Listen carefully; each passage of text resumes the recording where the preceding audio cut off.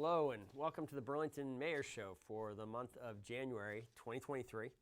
I am excited to be back in the studios, and I'm excited to have with me today Darren Springer, who is the General Manager of the Burlington Electric Department. And the two of us are going to talk about all things net zero, this major goal that the city has set. We started establishing this goal back in 2016, a couple years after we met our last major environmental goal, which was to become the first, we didn't actually set up to be on the first city, but we were the first city that sourced 100% of our electricity from renewable sources. After doing dozens of interviews on that and realizing how powerful setting that ambitious vision had been, in 2016 we consolidated around this idea of becoming a net zero energy city by 2030. And in 2019, we released a very detailed roadmap that laid out the strategies for getting us there. And here we are now in 2023. It's kind of remarkable to think it's 4 years since by the end, I think it was late in the year, 2019 we may have read it. So we'll be 4 years at the end of this year since we released this plan. We have taken a number of the actions that were laid out in that plan. We are making progress towards that numerical goal. And this week, this town meeting day, Burlington voters have again an opportunity to take a really meaningful step in that direction with the passage of a ballot question that will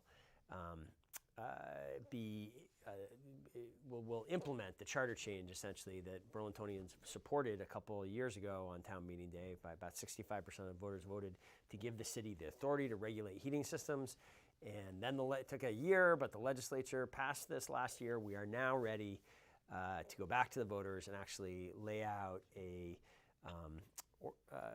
essentially a new ordinance for people to approve that will really give us more ability to make progress towards this goal for the first time. So Darren and I are going to talk. We're going to start at least by talking about this thermal heating and carbon pollution impact fee. Why don't I turn it over to you, Darren? Maybe you could summarize for people what they're going to be voting on. Absolutely. Thank you, Mayor. It is exciting to be thinking about all the progress that we've made with net zero just in the last several years. We have launched dozens of incentive programs. We've implemented in the city a number of meaningful policies, including rental weatherization standards and requirements for new construction to be heated with renewable energy.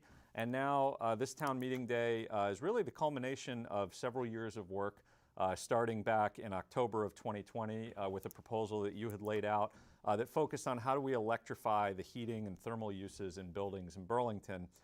That led to the charter change discussion, the vote in 2021 to pass a charter change, action in 2022 from the legislature and the governor to give Burlington the authority under the charter change. And then over the last 6+ months, our department and the Department of Permitting and Inspections has been working to bring forward a policy proposal that includes a carbon pollution impact fee as part of fairly ambitious new policies that, if approved by voters on town meeting day, the idea would be the city council could come back and draft an ordinance. And the main goal here is that starting in 2024, all new construction is 100% renewable, or if they are using any fossil fuel systems, there's a carbon pollution impact fee that accounts for the impact on the environment and on health from using those fossil fuels, and similar requirements for large existing buildings over 50,000 square feet when they're replacing a heating system or a water heating system. And critically, it's important to mention what's not included here, because I think sometimes folks can get confused with all the details that are out there. This does not affect existing residential buildings, does not affect single-family homes or apartments or condos or affordable housing. It does not affect small businesses. This is really about the largest buildings in the city currently and new construction, as well as city buildings, where we can lead by example as well. Great. Maybe, I know you have some slides here. Maybe we should get into a few of the details that really, I think you've done these analyses that really speak to really the only concern, I think, or the main concern I've heard about this is some people say, oof, isn't this going to make housing, isn't this going to make starting new businesses in Burlington more expensive? It's already expensive to build here. Understand we got to do something about climate, but isn't this going to make that issue worse?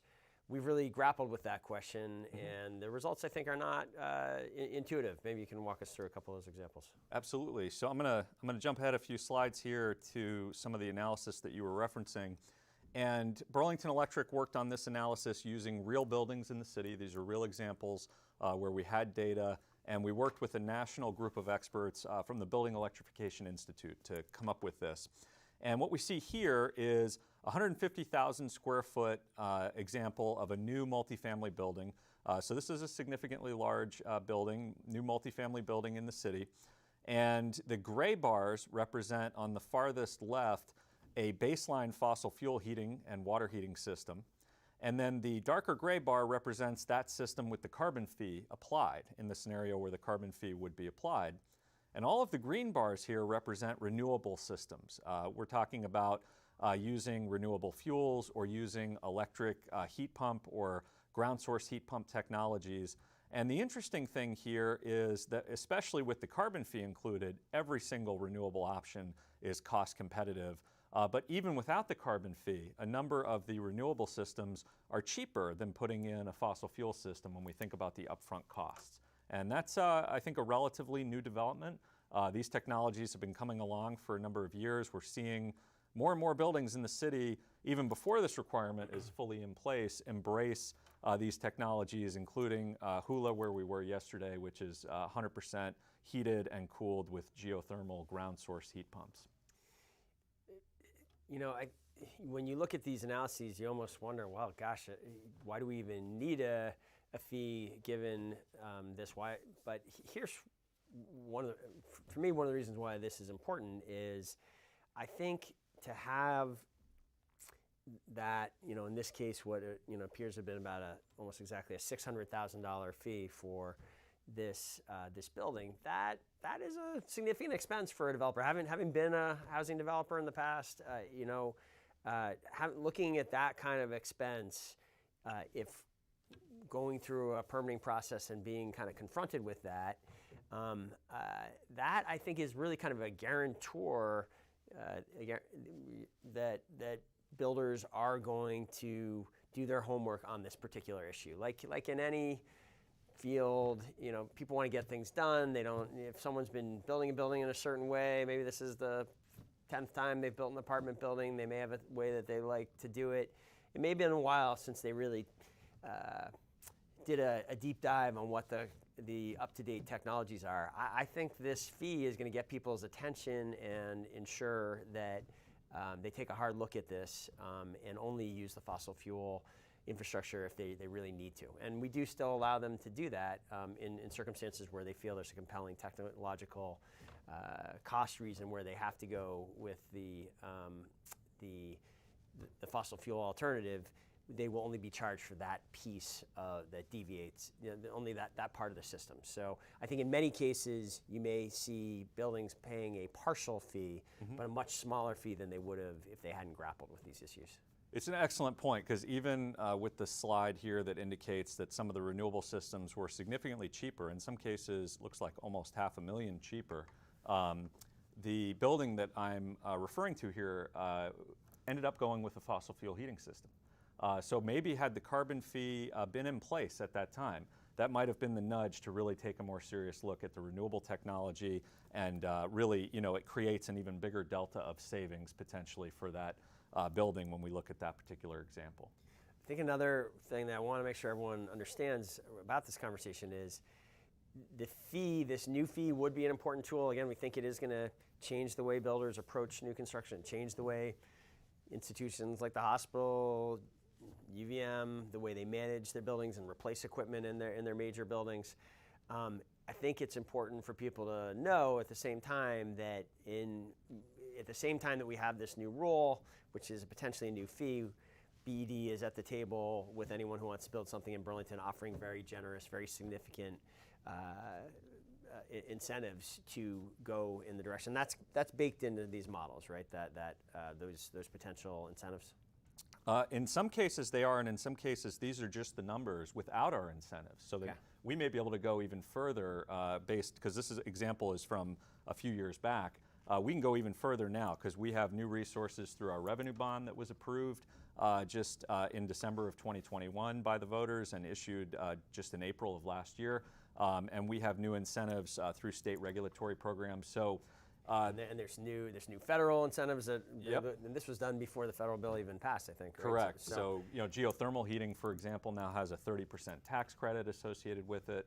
So that would have a dramatic impact on these charts if that was reflected. So I mean, that's exciting. Yeah, we have a better economic case even than what we're presenting in the chart when we factor in those new federal incentives and some of the BED incentives that are available as well. So.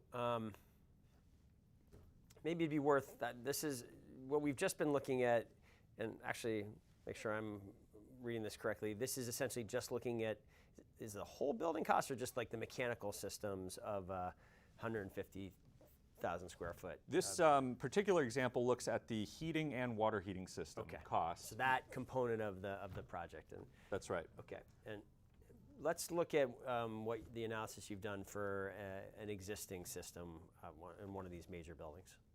So I'm going to go back to the slide here. So this slide is an existing building, again, a real example in Burlington, 50,000 square feet. And the light gray bar represents a baseline fossil fuel heating system replacement for that building. The darker gray bar represents that same system with the carbon fee applied. And then the green bars represent various renewable technologies. Again, to your point, not all of these have the new federal incentives, some of the new BED incentives included. What this example shows, however, is here the carbon fee really makes the difference. Here, it might have been less expensive to go with just a traditional fossil fuel replacement. However, when we account for the pollution impacts from that fossil fuel system and add those in, then all of the renewable alternatives are cheaper in terms of an upfront cost of replacement than the fossil fuel system. So this really illustrates the power of the carbon fee to really level the playing field for renewable sources that are going to be not having the same type of impact in terms of climate change, in terms of pollution, and really ensuring that the fossil fuel system is accounted for fully.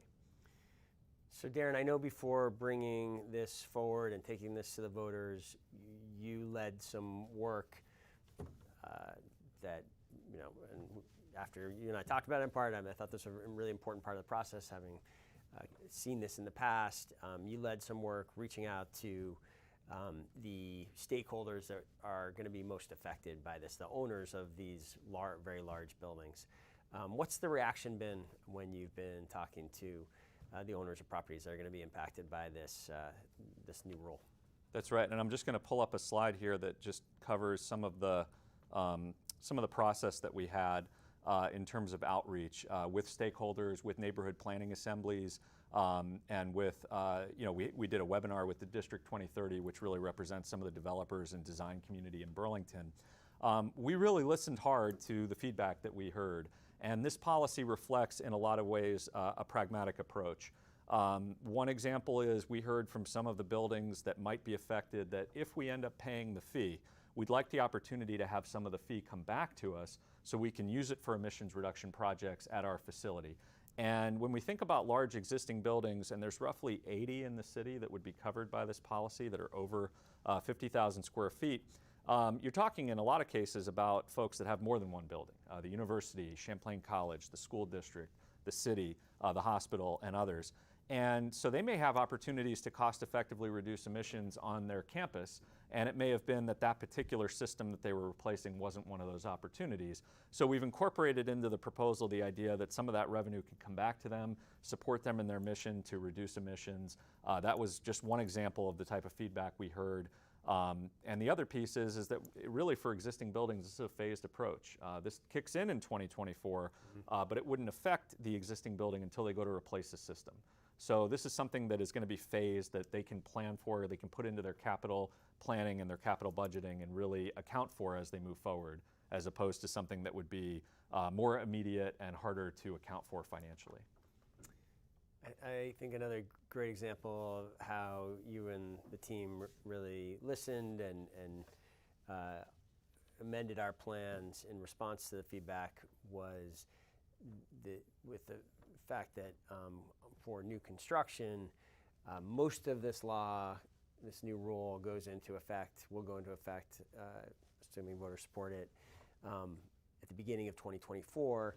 But we heard some specific feedback about multifamily water heating systems, I believe, that the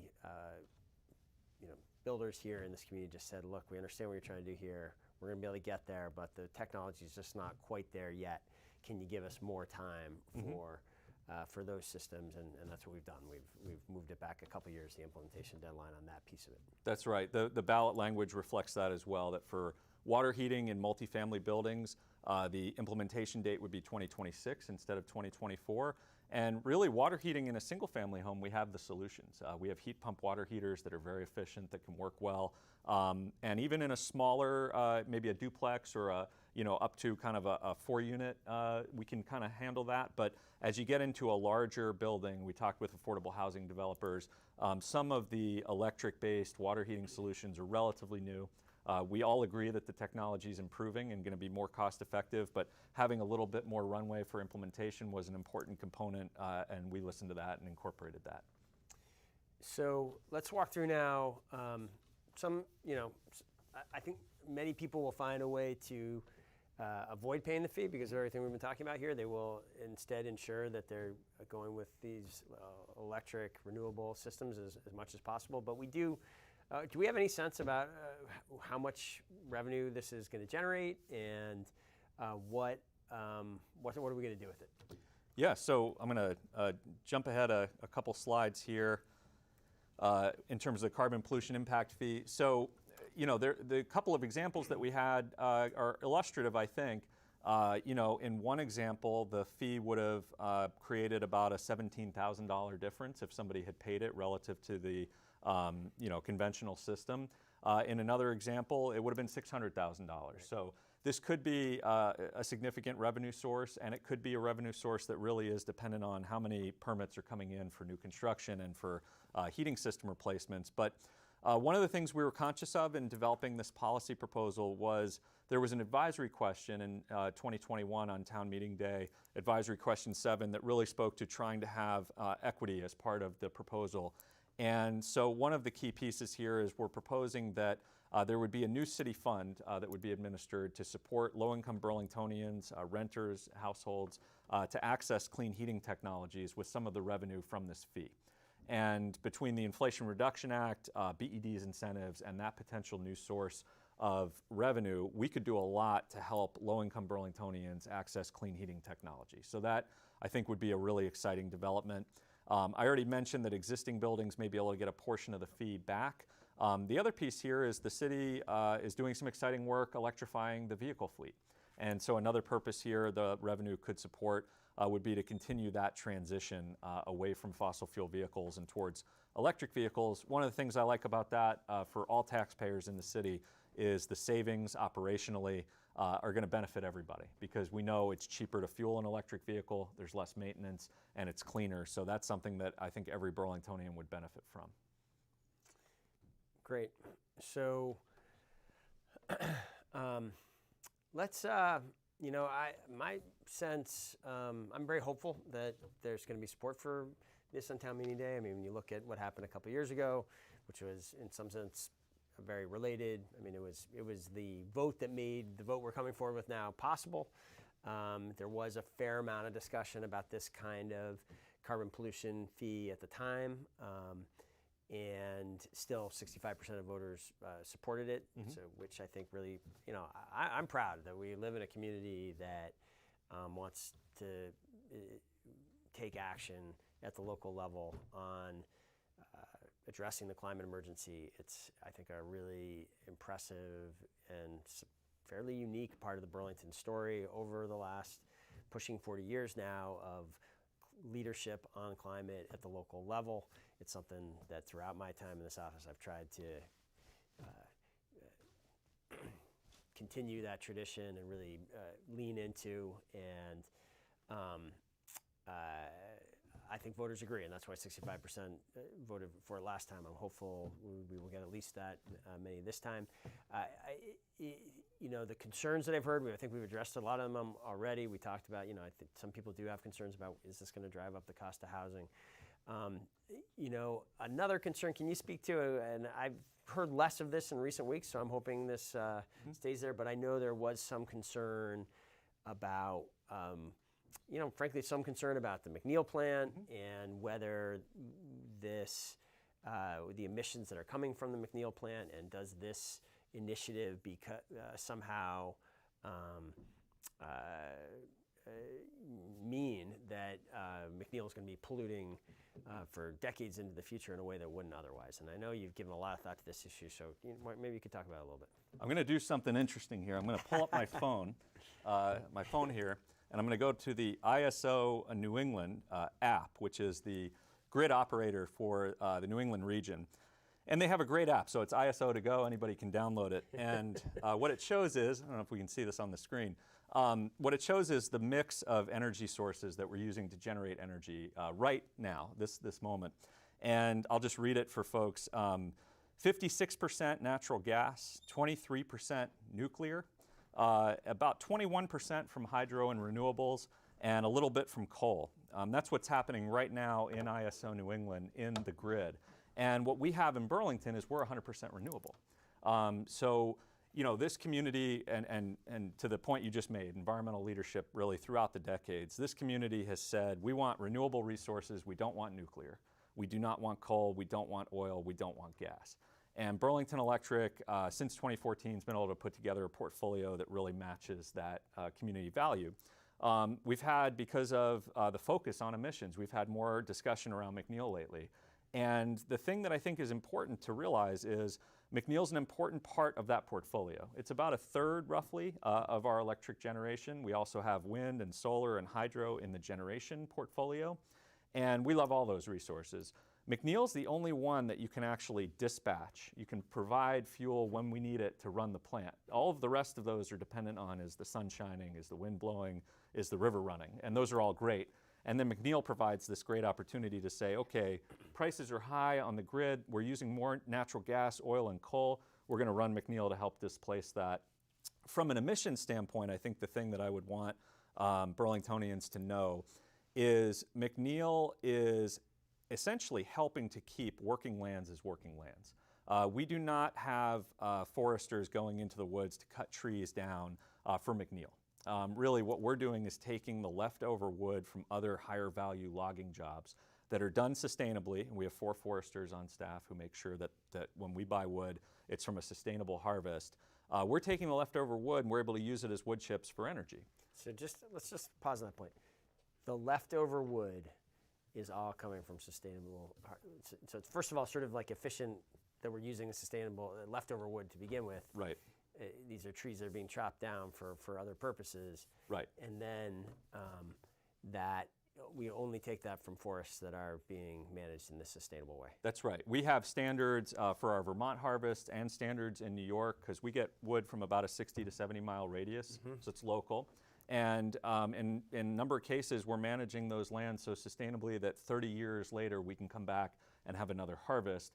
We're not talking about clear cutting like we have in the Southeast. I think when we talk about climate concerns around biomass, a lot of folks think of clear cutting in the Southeast and taking wood and transporting it across the Atlantic to Europe to be burned. That's not what's happening at McNeil. We're local, we have sustainability standards, and we're using essentially what was called the residue, the leftover wood, and we're providing economic value back to the property owner who's able to keep that land as a working land. Maybe if we weren't doing that, there might be a pressure to develop that land. And if we had a development happen there, we lose the carbon storage and sequestration that those trees are providing. It's one of the most complex processes from a carbon accounting standpoint, but I think it's really important that we look holistically at not only the emissions from the plant, but also the carbon sequestration that's happening, and try to have a holistic look at what the wood chip plant is providing. We were at a press conference together yesterday where this issue came up, and actually you shared a stat that I hadn't heard before, that in the forests that we are working with, there's actually we measure, we know where things stand in terms of carbon sequestration versus new wood being chopped down, and That's right. And what do those numbers say? Yeah, so we had analysis done in 2020 as part of our integrated resource plan that we submit to the Public Utility Commission, a third-party analysis that says in the lands where we harvest in New York and Vermont, we are actually adding net tree carbon storage since at least 2003. That's as far back as the study went. And what that means is we can be in a cycle where we think of it as the above-ground carbon cycle. With fossil fuels, we're taking carbon that's been stored geologically for millions of years, we're putting it in the atmosphere, and there's no plan to resequester it.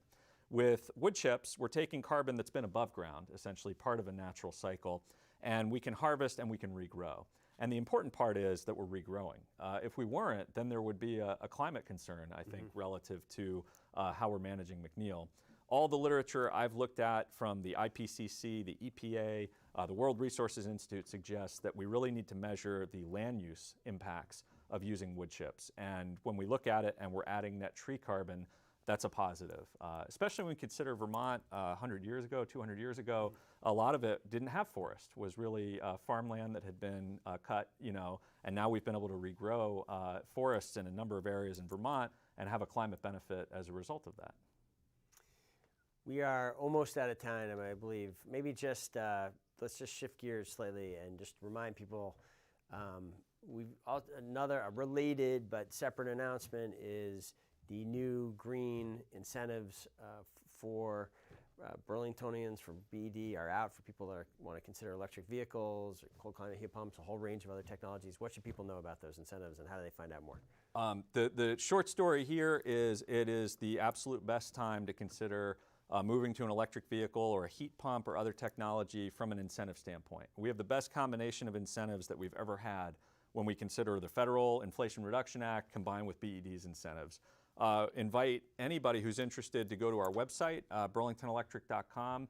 There is a rebates tab, and folks can scroll through and see what technologies they're interested in. Reach out to us. You can email us at energyservices@burlingtonelectric.com. And our energy services professionals will give free consultation and advice to any homeowners or businesses or property owners, anybody in the city who's looking at making improvements or switching to an electric vehicle. I had a long conversation with one customer yesterday who was considering the switch to an electric vehicle. We went through a lot of the different aspects of owning and operating an electric vehicle, and we're happy to have those conversations with customers.